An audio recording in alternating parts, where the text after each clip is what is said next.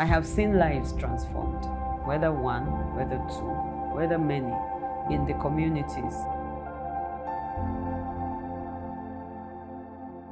In the rural heartland of Arikiya village, Nasarawa State, survival is not a choice, but a daily negotiation. For thousands of women, the price of cooking a meal is the life of a tree. With no reliable energy and no alternatives, the shea tree became a fuel for fire. In this story, climate change doesn't come in storms, but in the rising smoke of daily life, in the aching backs of women walking miles for firewood. For generations, poverty and energy scarcity forced these women to choose between cooking today and conserving tomorrow. When I got to Arikiya, I found that just from the beginning of the road as we're coming in, there were lots of cut down trees because there used to be trees on the trail as you're coming in. So there were a lot of cut down trees, and what motivated me to put them in the project and to choose this community for that project was because of the felling of the trees.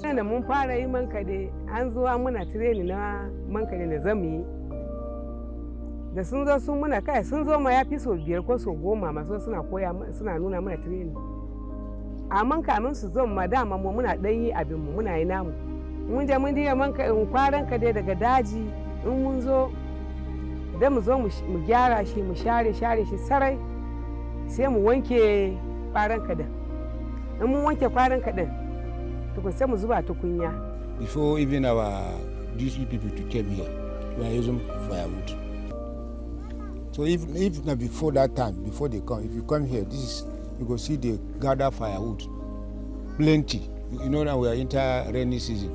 They cannot go to bush during rainy season, so they have to put the firewood reserve. Then now you can see it by yourself now. Nothing like firewood now.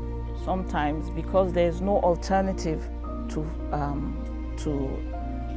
cooking, but what they know is they use firewood, so they cut down the trees to use for firewood. At the center of this story stands a tree that's easy to overlook but impossible to replace. The shea tree, which is not just a cultural staple but a global economic powerhouse anchoring a $3.2 billion industry. From high-end cosmetics in Paris to food production in Tokyo, shea butter travels far, but its roots are here in the simple, quiet community of Arikiya. But what happens when these women begin to see the shea tree not as fuel for today, but as an investment in tomorrow? The shea trees is so iconic, so important, in such that, okay, they get the shea from the shea tree, and we also now found out that the shea tree is so good for so many other things, for charcoal, and I think even for building. So there is so much demand on it that now puts so much pressure on the tree. So those were the thoughts that I had, and I thought, okay, since I'm into shea, why not impact the women where we source these raw materials? Some still feel cooking with wood tastes better, you know. So in spite of all the campaign and all, like my mother-in-law, for instance, she would prefer to use firewood and keep the LPG for special occasions. They told me something. They said the taste of the tree when used to cook gives a different taste to the meal. Conserving the shea tree means breaking the firewood cycle. That's why through the GEF Small Grants Program, a revolution is underway. For many women, switching from firewood to gas isn't just a lifestyle change, but a revolution in health, in time, and in freedom. Providing a refill center in the village is bringing clean energy within reach and giving trees a second chance to grow. Bringing in the LPG bottles has been of great impact for them because it will now reduce that carbon footprint.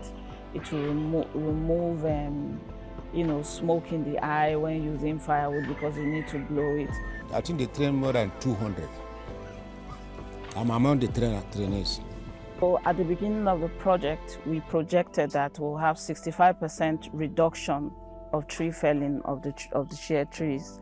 But by the end of the project, after recounting the trees, we found out that we have a reduction up to 95% in cutting down of the shea trees. And you know, when you're addressing environmental issues, you also think of the livelihood of the people. You can't tell them to stop cutting trees without providing them with alternatives. So one of the things we first of all did was to actually provide them with alternatives to firewood, which will reduce the pressure on the cutting down of trees. We have regeneration of trees going on, and so it reduced carbon footprint because there's no more felling of trees. Because after when we came into the village, he proclaimed the law that for each tree you cut, is either you give a goat or you pay a fine of 50,000. The chief is very, very strict on it. He has given a sound warning. He has even given a trouble warning to all the rulers. They are under Arikiya ward that nobody should cut down the shea butter tree because it's an economic tree. The lives of these women are being impacted positively.